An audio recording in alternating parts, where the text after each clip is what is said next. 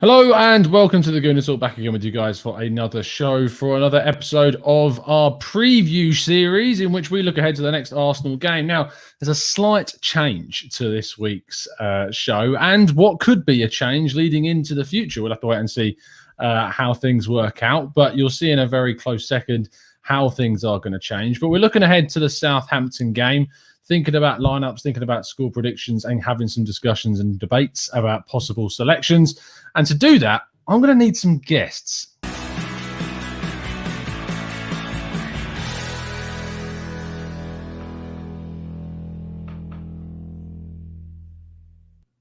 And I've got some right here in front of me. First off, joining us, it's Dan. How you doing, mate? Yeah, I'm good. And everyone in the chat as well. I hope they're all doing well. Yes, Dan is one of our, you are always in the chat box, to be fair, as along with Christopher Fung. And this man, Vinny, how you doing, mate? Are you well? Yeah, very well, thank you. Good stuff. Making your debut. You were nervous, you said. You said there was a little bit of nerves. Yeah, not used to chatting and presenting and doing stuff like that. So yeah, looking forward to it. Nice, great, mate. Vinny and Dan are two of our expert members and have been supporting the channel for quite a while now, as long as being long-term listeners too.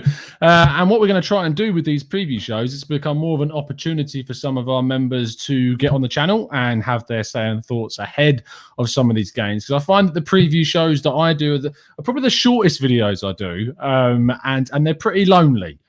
So I wanted to get some more people on to do these, and I thought, who better than to get some of the members on? So, of course, we do have Southampton tomorrow, which, Vinny, is a bit of a weird one because we played them just a few days ago and we lost in the FA Cup. We are expecting a lot of changes. What is kind of your initial reaction and thoughts ahead of this match? No, I think in the last game we had to rest some players because players like Tierney and Saka and that, you could see they were getting tired and close to injury. But I'm pretty confident ahead of the game. Southampton weren't overly that impressive when they played us in the Cup and they had their first team out. It was just that we was a little bit flat again. Yeah, I thought we were very flat. And the attacking sense of the game, we really kind of struggled to put a couple of passes together. Pepe and Willian struggled to break teams. Even Martinelli, to be fair, we kind of give him maybe a bit of an easy ride in comparison to some of his more senior teammates. But he too struggled. And then when we did make those chances, Nketiah really did not get on the best of end of those. Dan, same sort of question to you, mate. When you're looking at this game, you talked slightly off air about how you were confident and you were thinking kind of we would get a result. What is your thinking behind that? I just think, I think like Vinny said, that the cup game, okay, we weren't great, but I don't think Southampton were that great either. And I just feel that when you add players like Smith Rowe and Saka, and I don't know if Aubameyang will be there, but Lacazette is just already, Lacazette on Nketiah is just such a change. And Tierney coming back in instead of Cedric at left back, which I don't think worked. I just feel you'll see a different team. And I think that team that we know that is good enough, the one that beat Chelsea and beat West Brom, and I think they're good enough to beat what looked like a not amazing Southampton. And then we'll come to it later, I guess, is that they've got a few absentees, which I think will only help us. Even when Partey was added to the game, it completely changed the game. And if you bring Partey into the team and then you've got an attacking midfielder, the game's going to change completely. The game changed completely when Partey came on. Like we just suddenly became a side that was very much more in the ascendancy. We took hold of the possession of the game, and it was frustrating, I suppose, because when we did create chances, they fell to the two guys which you didn't really want to. Arguably you want it to fall to your striker in Nketiah, but he's just lacked so much clinicalness in the final third that it was a shame to not see Lacazette maybe come on sooner. And it was interesting to see him come on for Bellerin, of course, adding that kind of dynamic of two strikers up top. But we'll come on to some of the selection choices very, very soon. Speaking of which, let's have a look at the lineup that I've predicted, and then we can get some of your thoughts around if you'd make any changes to it. There will be one addition that I'm sure you'll be very pleased to see in the right-back slot, which is Cedric. Now, we've had a few discussions on the show, it's fair to say, about Cedric and Bellerin and which one of them starts. I didn't think Cedric had the best of games against Southampton, but to be honest, he was playing on the opposite side of the pitch in a position that he is not comfortable in. And it's basically based off of the performance of both Bellerin against Southampton and what Cedric was like against Newcastle. He kind of earned that spot. Dan, I know that you're a big Cedric fan and certainly not a big Bellerin fan. So talk me. Yeah, I'd go for Cedric because I think you can't really drop him from the last league game. And Bellerin, I actually thought Bellerin had a good game in the cup, but I think that's because he was very defensive. I didn't really see him actually attack, which kind of meant he was always in position. So maybe that was Arteta telling him to just stay a bit defensive. So I'd still stick with Cedric and give him a bit more of a chance. I feel he's got a better delivery. I feel all round he is a better player than Bellerin. I just think that he's not played as much, so maybe he might not be as maybe match fit just because he's only played 2-3 games as of late. But I'd go for Cedric. I know. Yeah, I understand that. I think it has to be kind of the route through rewards is how I would describe it, is that Cedric hasn't specifically done anything wrong in that game against Newcastle to be dropped. He had a decent performance. He got an assist with the final Aubameyang goal as well. And you're looking at that and going, well, if you're going to drop him, you're kind of saying to the rest of the team, well, you can have a great performance. I'm still not necessarily going to pick you in the next game, which is probably a little bit unfair. Vinny, I know also you kind of share Dan's view about Cedric, so I'm assuming that you're happy with him to start the game as well. I think it's more to wind you up, but Cedric, can you hear me? Can you hear me? Yeah, I can hear you. Sorry, it was a little bit of a delay and it completely threw me off. Yeah. I think it's more to wind you up, but Cedric's not the answer. He played well in the last game, but for me, we just have a big problem down our right-hand side. You can see it every time we attack. We seem to do a lot better when we go down the left. And for me, when Bellerin is on the field, he doesn't really offer anything going forward. And I worry about him defensively as well. I want him to do well. One of my favourite moments at the Emirates was when he absolutely destroyed Alaba in front of me and tapped it past him and went. But he just seems quite negative every time he gets forward at the moment. And at least when Cedric plays, he gets the ball in the box. And I caveat that in the last game against Southampton, I agree with Dan that Bellerin actually had a pretty good game and put a couple of good balls in the box, but I just think he lacks that consistency going forward. I also do agree, Cedric's not the answer. So it's definitely a position we need to improve on in the summer. It's a position that I think is on the list of kind of areas that we need to upgrade. It's an area that ultimately we do need to think about what kind of player we want. Do you want to bring in someone that's going to be basically a Bellerin replacement? Do you need competition? Because if you bring someone in, one of those two has to go, because you can't keep justifying paying money to both of those players. Now, in the middle of the centre of the defence, we've got Holding and Gabriel. Vinny, would you describe those two as our best starting centre backs? Yeah, definitely. At the moment, I'm really happy with our centre backs, which is, if you asked me that 2 years ago, I would have laughed at you if I was to say that we had good centre backs. But Holding's been solid and consistent all year, and it's good to see a player like Gabriel in our team who's big, got pace. Like, we haven't had a player with that sort of potential since Sol Campbell, dare I say it. Yeah, I think when you look at kind of the impact that Gabriel has had, it's been huge. Sorry, carry on. I keep thinking you stop it. No, sorry, I did stop. But I played centre half myself, probably not very well, but I play centre half myself, and it's so good to see a proper defender in the team, but one who can play the ball out of defence as well.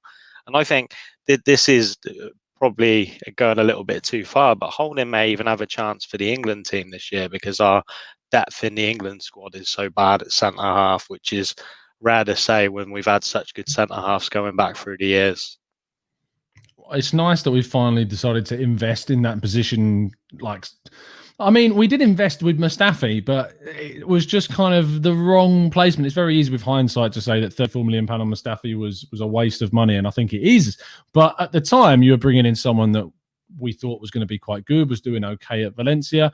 But with Gabriel, it's been a completely different kind of impact on a player, and that's what we've needed. On the left-hand side, Tierney comes back. Dan, how important is Kieran Tierney to this Arsenal team right now?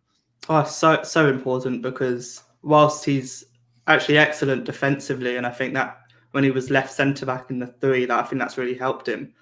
He's also one of our best creative outlets, running down the wing, crossing, scoring. He's got everything. I think he's still young. He's still got 10 years in an Arsenal shirt, which I'd love to see. I'd hope he's our captain. I just think he's got everything, really.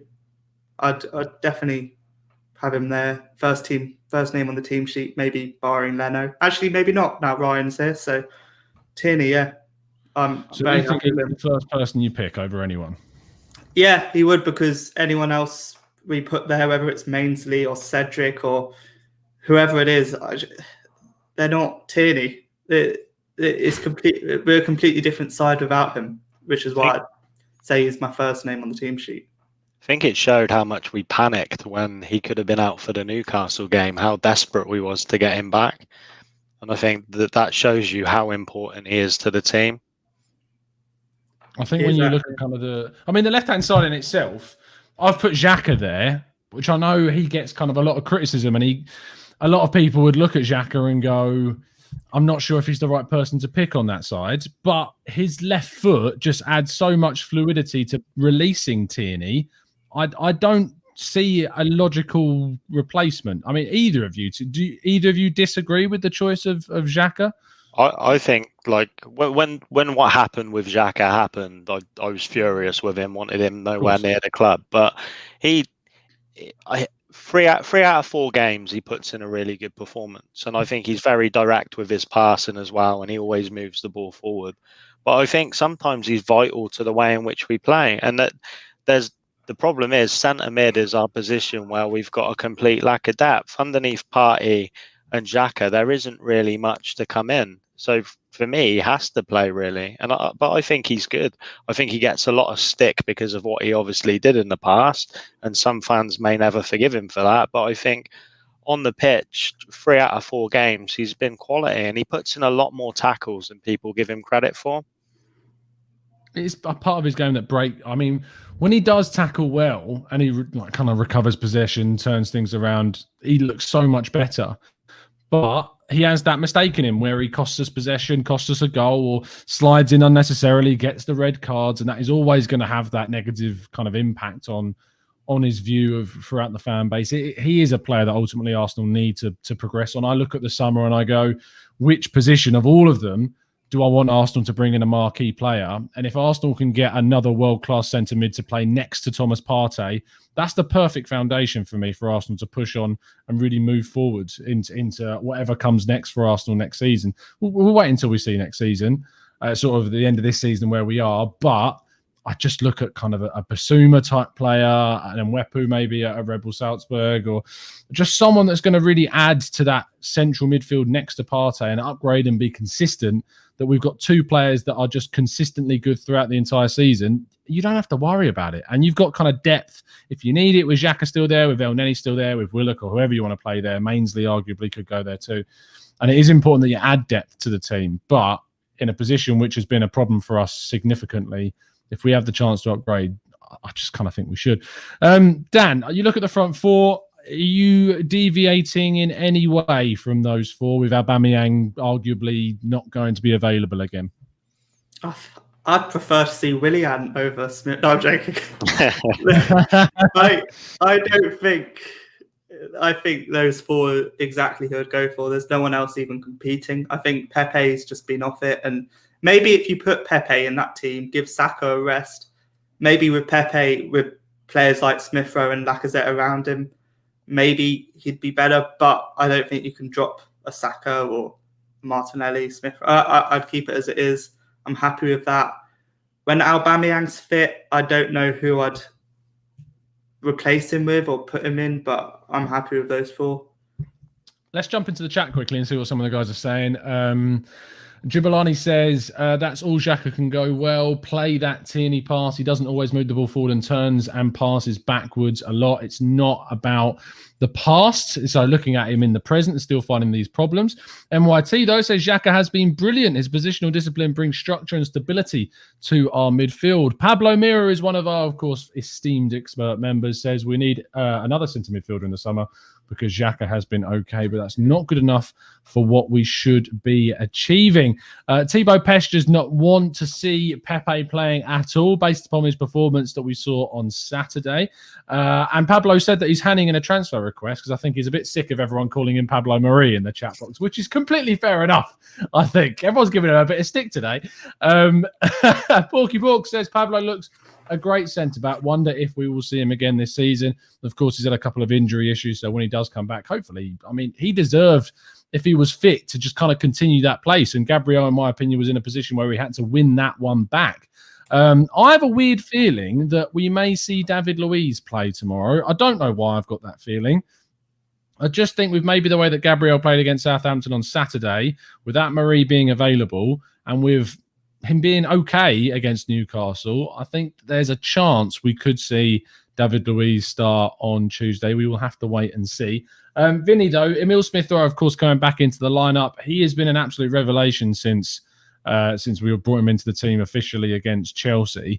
Is he, alongside Tierney and Saka, the next most undroppable player in the team? He's just key at the moment. It's just his movement off the ball that it just opens up space all over the pitch. It's just so good to see. Whereas when he's not on the field, we just look flat. And I know I keep using that word, but we just do look flat as a team. It's just sideways, sideways, sideways. But some of his runs are brilliant. Like he drifts out wide. He just makes space all over the pitch.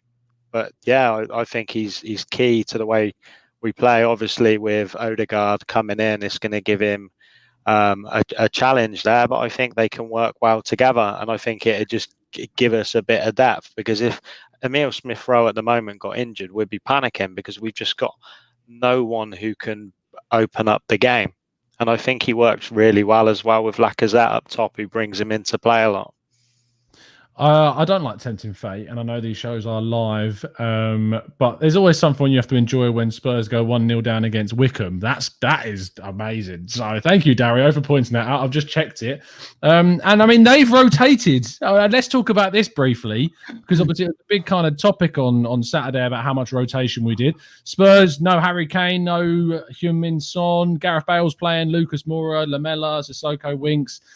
Tanganga's at right back, so neither of Aurier or Doherty playing in the game. They've got Kane and Son on the bench, and I assume they'll probably be bringing them on in the second half if it stays 1-0. But Dan, what was your kind of view around the rotation, and what do you think the impacts are going to be of that on tomorrow's game? I think, go back to Tottenham for a second, is that they can kind of afford to, just because Wickham, I think they're last in the Championship. You kind of expect that the under 23s could probably beat them. They're not, and I'm sure they'll bring on Kane and Son. In terms of our game, I think we have a £72 million player in Pepe. We have Willian, who we bought in. We have Martinelli, who needed game time. We have Eddie Nketiah, who's meant to be a really good under 23s striker for England. When are they going to get a chance, if not in that FA Cup game? I feel it was the perfect time to kind of shuffle around the team. And we did keep a lot of the same players. We kept Holding, we kept Leno, we kept Bellerin, we kept, Gabriel, you'd probably have in the best team. We had Xhaka. El Nenny's been a bit of a fixture this season. I think we kept quite a strong squad out there that should have probably done the job. But when Willian starts, we never really win. So, yes. Vinny, where was your head at? Yeah, no, I totally agree. I think you need to rest some players, and I know when Lee Judges was on yesterday, it was a little bit divisive about why we should be resting players. The FA Cup is important, and I love the FA Cup as well, but I think certain players, you had your heart in your mouth whether they were going to be fit or not for the game, like Tierney, Saka, Emile Smith-Rowe. They've all had big injury problems in the past year or so, and it's important that we manage these players and we make sure that we don't burn them out. So sorry, go on. Yeah. Sorry, mate. I'm just keeping you on your toes. But I forgot what I was going to say now. But Willian and Pepe are players who were in our first team at the start of the year, and these are players who were meant to be performing. But like, I was completely wrong on Willian. I thought he was going to be a good signing, but he's been horrific. And like Pepe, I think we do need to give Pepe chances. There's a player in there somewhere, and I may be being a bit too much of an optimist, but I think there's a player in there, and it'd be interesting, as Dan I think said earlier, how he would do in a team with Smith Rowe and a team that has better shape. Something I do keep saying is that whenever we play Pepe, he's always on the right, and I just don't think he's effective there whatsoever. I'd much rather him on the left. I think you saw in the cup game, actually, when he was getting the chances through to Eddie, it was mainly from the left. And as soon as Saka came on, he was on the left. And then Saka had to go to left back, and then it all kind of changed. I think Pepe, when he gets given the time, he needs to play more on the left, which just means he's less predictable and he puts in some good crosses, good chances. On the right, all the defenders know exactly what he's going to do. He's always going to cut in. And he's no Iron Robben who could do that anyway. I'd much rather him play on the left or maybe through the middle, but I'm not sure about that. And out of that, sorry, Vinny, go on. And out of that lineup as well, like Martinelli's the only one that you may be wary about starting due to the injury problems he's had lately. Like, I love him as a player, absolute cracking player, but do we want to play him too much at the moment where he has just come back from a massive injury and potentially risk him getting injured going forward?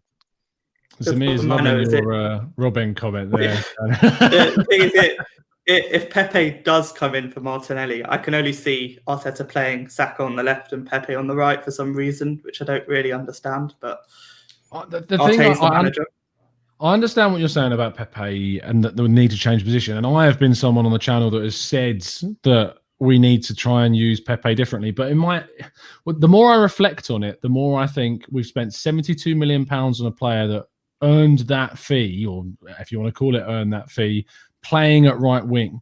And if we're going to spend that amount of money and then try and shoehorn this guy into a position which isn't like a natural to him, it might maybe get more out of him in the short term because it's more unpredictable. But eventually, teams will work out how to defend against a Pepe that starts to turn up quite good on the other side of the pitch. Because I think he is one of the easiest players to defend against in the Premier League of his style, because with his dribbling skill, he might have a lot of technical ability, but he is arguably really easy to tackle and gets dispossessed a lot for us. So I'm pretty much, I was kind of off the Pepe train a long while ago now, but it just needs to be one that's obviously sorted in the summer. And if he's moved on, I think ultimately that's probably the best move for all parties involved.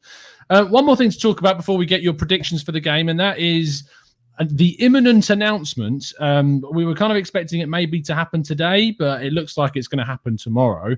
I have been sitting in front of a mirror and trying to practice how to correctly pronounce Martin Odegaard. I don't know if you pronounce the D yet or not at the end. I've seen people pronounce the D. I've seen other people not pronounce the D. This is sounding incredibly wrong all of a sudden. But Dan, Martin Odegaard coming in, I think it's a savvy signing. What do you make of it? Yeah, I think it's a brilliant signing. I haven't seen too much of him, just the classic YouTube clips, which is always, well, Willian looks like Messi on YouTube. But I like where we're going. I was speaking to a friend earlier and kind of asked him about Odegaard, what he thought, and he didn't really get it. He thought, well, Smith Rowe is great. What the problem is that Smith Rowe can't do it by himself, and we clearly saw when he gets taken out, we just didn't look the same. And I think Odegaard can add to that. You could see a team with both him and Smith Rowe, and I think Odegaard could play on the right, can play on the left, probably can maybe in the 8. I'm not sure, but I like the signing, and I hope that the little money we've put into him is a worthy signing, and I hope that he does as good enough to keep him on more than Vinny? just summer. I think we should nickname him Odin, which is a lot easier to say. But I think it's in the market that we're in, where the club doesn't have money. I think it's a savvy piece of business. I think it makes sense. I think, as we said earlier, Emile Smith-Rowe is one of the most important players on our team sheet at the moment. And if he gets injured, we haven't got that creative spark. And similar to Dan, I've seen videos of him on YouTube, and I don't know a lot about him, but he does look a handy little player and a versatile player as well, who can play anywhere along that front three. I think he's a really good sign-in, and for the rest of the year. I'm also looking, and he's got a great set piece, which probably means as soon as he puts on the Arsenal kit, he won't be able to beat the first man in the corner. Oh God! Oh, that's going to be the barometer, isn't it? If he steps up to take a corner and it's the first man, no, ship him, have him back. We don't want you, fella. Deary me, that is what we need. Just a man that's going to beat the first person. To be fair, Saka can put in a decent cross. He's one of the. Yeah, I think his crosses aren't too bad. His corners have been a lot better than what we're used to. I think that's the one thing he needs to improve on. Like weirdly, Willian has put in arguably our most decent corners. It's the only thing he's done that's been all right, but he's the only one that's kind of on a more consistent basis put in a corner. But you don't really want to play a player just because he can take a corner or two, and even then he still manages to mess up a few of them to the point where we have to go short from all corners so often that it was getting painful. Let's have a look at what you guys are saying in the chat about Odegaard. Ed says 3 years ago Odegaard was wanted by everyone. Can't wait to see him get back on track with us. I mean, I remember when Odegaard was 16 and he was the hottest prospect in Europe. Like, everyone was trying to sign him, and obviously Real Madrid managed to get in and get him. He played for the senior side at, I think, 16, 17 years of age, and one appearance in the Cup, and then was moved down to their youth Castilla side, and there's obviously gone on loan to Holland and then to Spain with Real Sociedad, and within Spain, I should say, before returning this year. He's not been able to get in the team. Now, I've seen a lot of people say, oh, he's barely played for Real Madrid. Honestly, they don't really have a place for him. He is more of your attacking central midfielder, and Real Madrid really play more with your number 6 with the two pivot number, or not pivot number 8s, but just two number 8s in front of the single pivot itself, which is usually Kroos and Modric or Valverde. So there isn't really a place for him other than in a wide area, which when you've got the likes of Vinicius Jr. and Rodrigo and Lucas Vazquez and Asensio and Eden Hazard, he is just going to struggle to get into that team. And Zidane isn't honestly the biggest fan of him, but Zidane's not a big fan of many people, to be honest. I think there's a real good opportunity to see the Odegaard that played last season against for Real Sociedad and absolutely lit up the league at times, especially during the first half of the season. So fingers crossed he can come in and provide us with plenty of creativity, because my God, we do need it. Finally, ending off the show with our predictions. Oh, it's 1-1 in the car. Right at the end of the first half. It wasn't going to last, was it? Oh, well.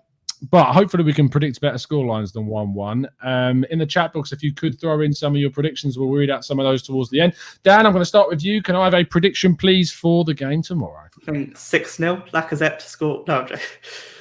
No, if you want to predict that, you can predict that. It's not going to happen. Seriously, I think 2-1 to the Arsenal with a Saka goal and Gabriel from a corner if he starts. Vinny? 2-3-1. 3-1 Arsenal, I'd go. Because I'm not going to go the same as Dan. But yeah, I think it'd be a close game. And then if we get ahead, we may pull away at the end. Okay, I'm kind of hoping that you're right along those lines. I think the early goal will be huge, and I always say that, I know, but I feel like with the team that Southampton may put out, with their fullbacks that are both injured or suspended, with Bertrand out suspension and KWP is out with an injury, and we were looking down before we kicked off on the show and looking at kind of who could come in, and we were struggling a bit to pick to see who would come in. They haven't really got a natural left back other than a couple of young players, so it will be intriguing as to see who Ralph Hasenhüttl does pick. Let's see what you guys are saying in the chat. Pablo Mira says 3-1 Arsenal. Pedro says 2-0 to the Arsenal. Texas Gunner says 2-1 to the Gunners. Nico says 2-0 to the Arsenal. Matt says 2-1. Ed says 3-1. Patrick Carlson says 5-0. He's getting close to your predictions, Dan. You're having an infect on some people. Laka with 4 goals. Partey with 1. Zamir says 2-0. Emil Smith-Rowe and Lacazette. Gary Hardy says 3-0 to the Arsenal. So there's lots of positivity, which, considering how low people felt on Saturday, I know that we're seeing that there might be a few injuries for Southampton, but I'm glad that there's a lot of positivity in the chat this evening, which is absolutely fantastic. Hopefully we can have an amazing evening and see Wickham somehow pull something off tonight. I doubt it, but fingers crossed. It's comedy enough that they scored. Go on, Dan. Can I change my goal scorer? I think Cedric's going to score a screamer. Oh, God, if he does, I don't think I'll do a show after the game. I don't think I'll be able to face the music. 40-yard screamer. Oh, yeah, 40-yard screamer. Coquelin goal was always the classic one from TGT back in the day. Maybe it'll turn into Cedric. Thank you, Dan, for your time, mate. Much appreciate you coming on this evening. Cheers, thank you. Do you want to tell people where they can find you? Just on Discord. If you sign up, become a member, that's the best way. Down in the Discords, as you can find all of our expert and TGT ambassadors. Vinny, absolute pleasure, mate. Do you want to tell people where they can find you if you want to? I know Dan isn't keen. I know there's a few people aren't keen. I use Insta more. The sexy bald man's my Insta tag if you want to find me on Instagram. Brilliant. But I did do like recommend Freddie earlier today. Yeah, I wish. But no, the Discord's brilliant. I think that's the best thing about being a member in the group is having the group chat. Everyone has different opinions, but no one has a go at each other. Everyone just has a laugh and has a good, healthy debate, which is nice. Yeah, it's great.